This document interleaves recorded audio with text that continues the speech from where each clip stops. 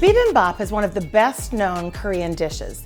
The name of the dish means mixed cooked rice and features crisp rice topped with colorful seasoned vegetables, Korean marinated beef, an egg, and a dollop of gochujang. In place of beef, today I'm going to show you how to make grilled mushroom bibimbap. Mushroom's umami and meaty texture lifts the craveability factor even further.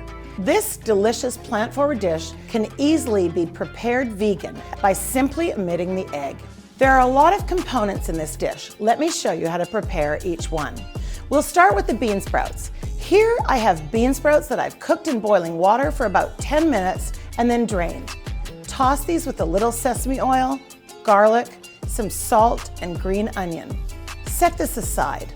Our next component is the spinach. Here I have spinach that I've sauteed with garlic and allowed to drain. Season with sesame oil and salt to taste and set this aside. Here I have an array of colorful vegetables that I've allowed to cure for 20 to 30 minutes in some salt. I have carrots, zucchini, radish, red bell pepper, and cucumber that I've sauteed separately. Now we'll prepare our mushrooms. I'm using an assortment of cremini, shiitake, maitake, and oyster mushrooms. Cut the mushrooms so that they are roughly the same size. In a large sauté pan, heated with canola oil, cook the mushrooms until deep golden brown and thoroughly cooked. Pour a sauce made from soy sauce, honey, garlic, and sesame oil over the mushrooms and bring the sauce to a rolling boil. Cook until the mushrooms are well coated with a shiny glaze.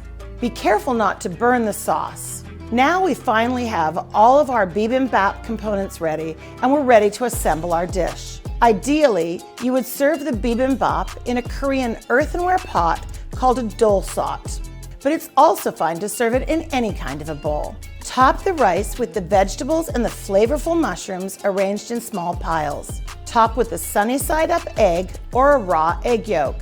Omit the egg if you're preparing a vegan version of this dish. Finish the bibimbap with some gochujang, a sprinkle of gochugaru, roasted sesame seeds, green onions, and a little salt. This bibimbap is as beautiful as it is delicious and is packed with flavor, color, and texture.